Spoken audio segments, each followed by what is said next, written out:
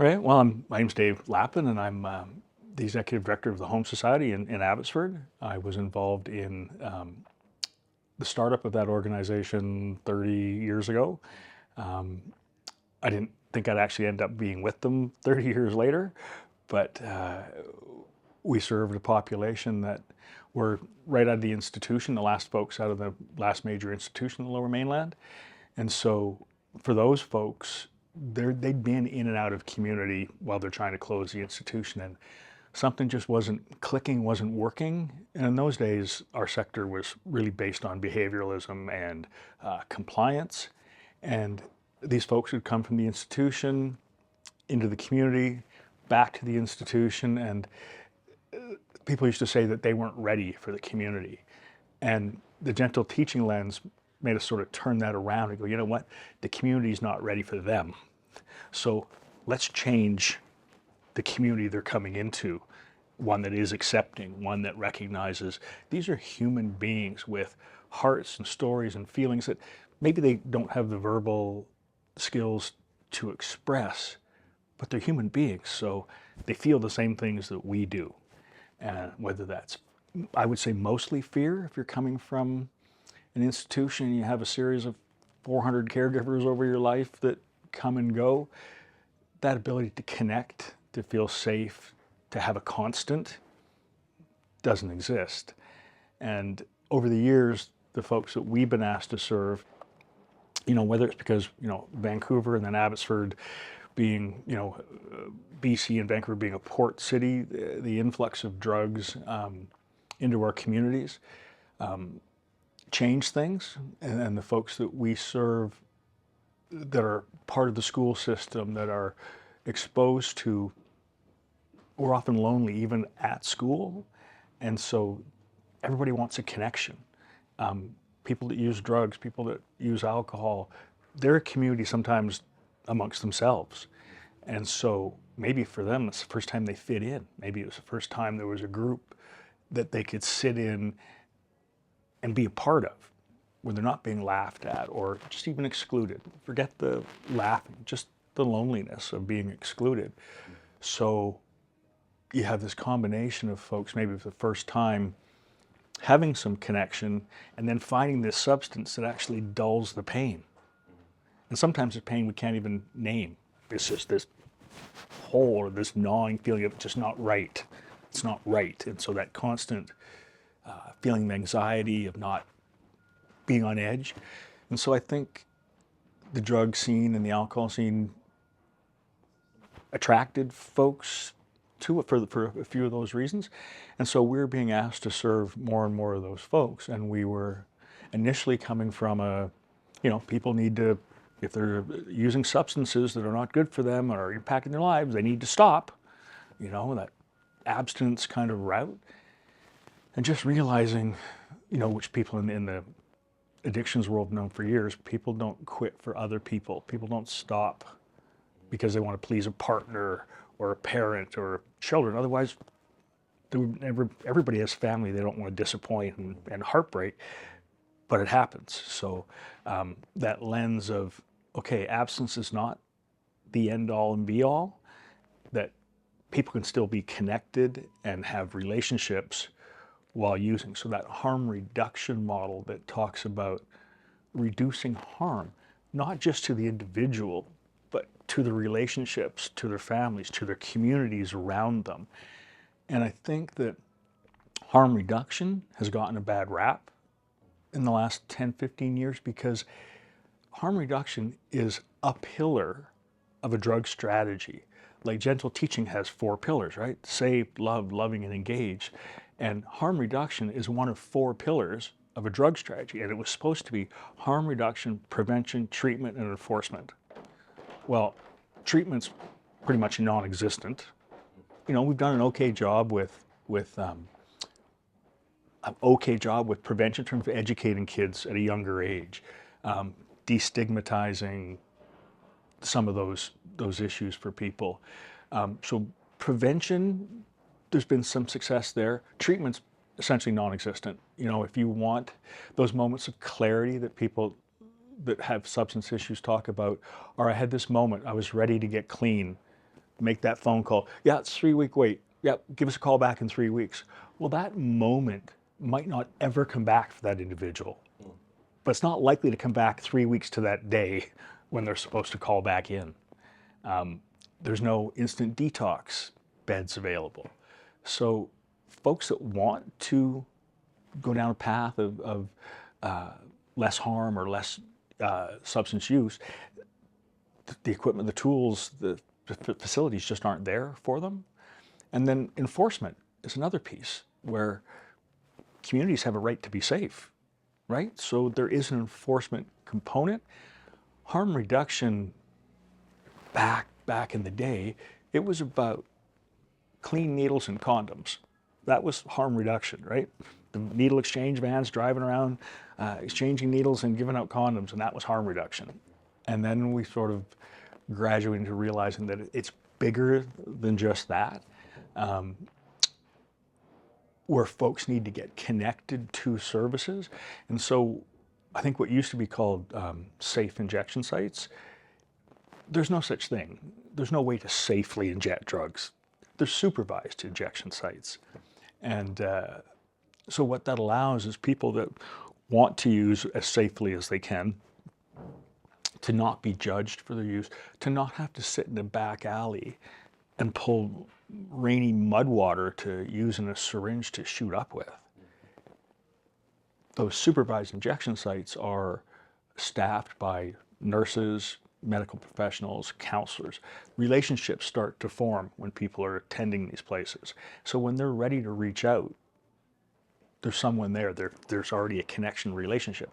Most of these places then have secondary housing. They have medical, they have detox. So that when people are ready, they can step right in. And they often feel ready because there is a relationship with someone there, where they're feeling safe with someone. There's that judgment is removed, so they can actually talk about, why they're using, when they're using, and not just being told, it's bad for you, you shouldn't do that. Well, yeah, we know lots of stuff.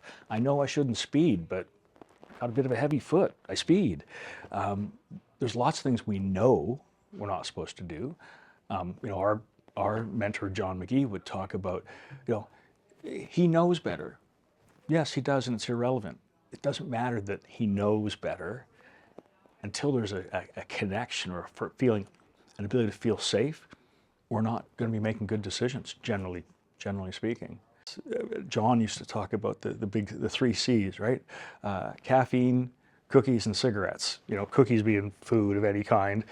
Cigarettes, that's what the incident reports would come across desks because people were denied food. They would divide their coffee. You've had too many coffees today. As I walk in with my double, triple, mocha, something or other. As the caregiver, I have the authority to make these decisions, but you're in care, so you need to make better choices, and I'm gonna help you make those better choices because I care. But we're not. We're coming with that attitude and that approach. Well, out of the downtown east side of Felbert, Dr. Gabor Mate, his 2 quotes that just strike to the heart of that connect to me: gentle teaching and harm reduction. And one is, the question isn't why the addiction, the question is why the pain. That substance use and misuse is just a way to treat emotional pain. So when people are addicted or misusing substances, instead of saying, well, why are you using? What happened to you? Not what's wrong with you, but what happened to you? That this has become your medication, your solve, your thing that brings you peace or calm at the very least, right?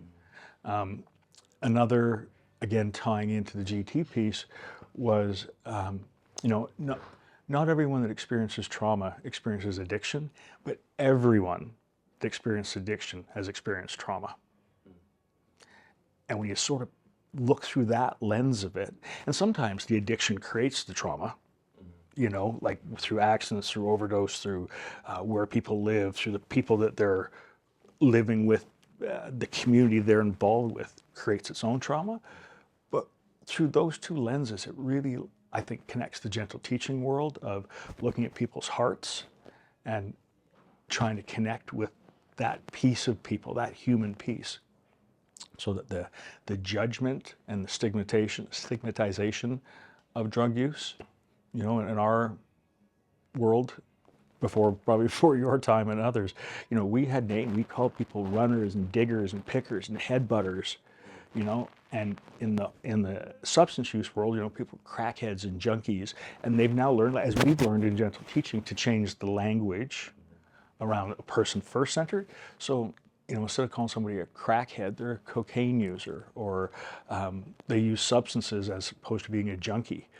Well, the mental image I pull up of a crackhead or a junkie is not a particularly good one, right? So whether that's through media, movies, my own view of the people on the street.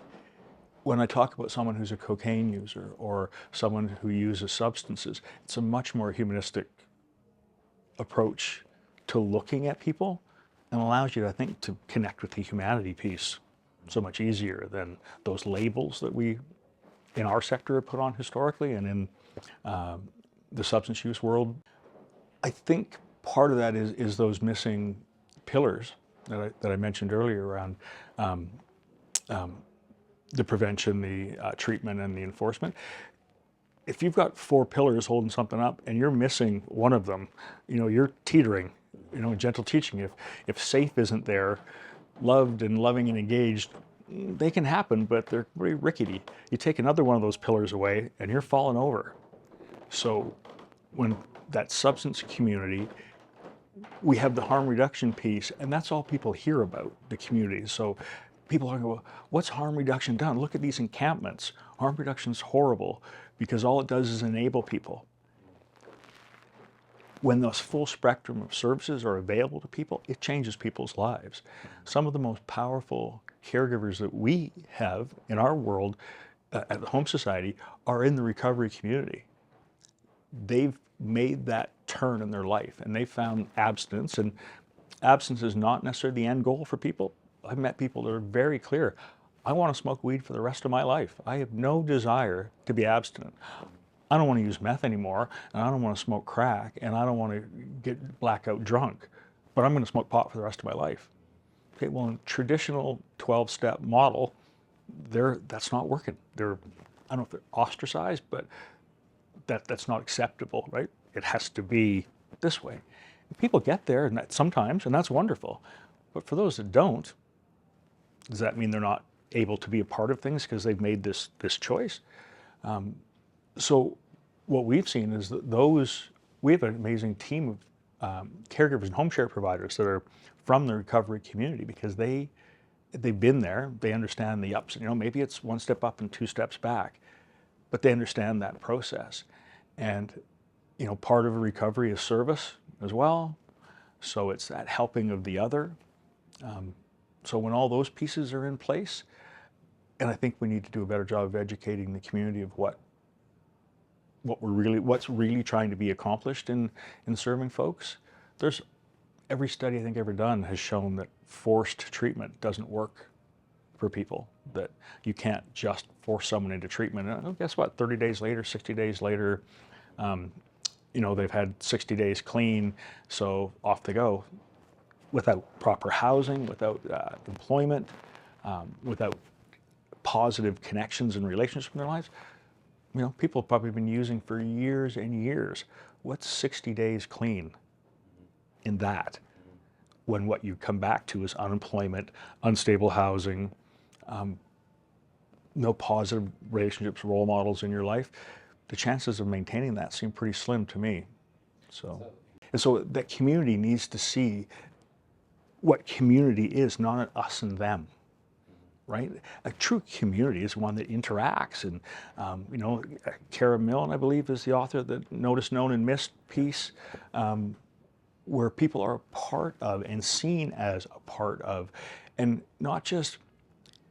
I used to way back when we talked about the people that we served with intellectual disabilities being, a part of their community, and that meant going to the swimming pool and going to the library. That's not being a part of your community. That's accessing your community, but being a part of it is when you're contributing something, when you're a part of and you're seen as a part of that community, contributing part of that community. And we just have this two-tiered, three-tiered system where unless you're earning money, if you're not paying taxes in the right way, you're often seen as the scourge. You're seen as a taker, and people are stretched, and our tax dollars are stretched, and they're not. People just aren't seeing results.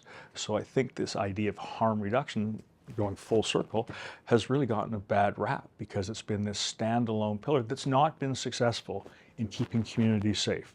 Standalone harm reduction is why you have tent cities and you have people living on the streets and committing crimes, survival crimes, or working in survival sex trade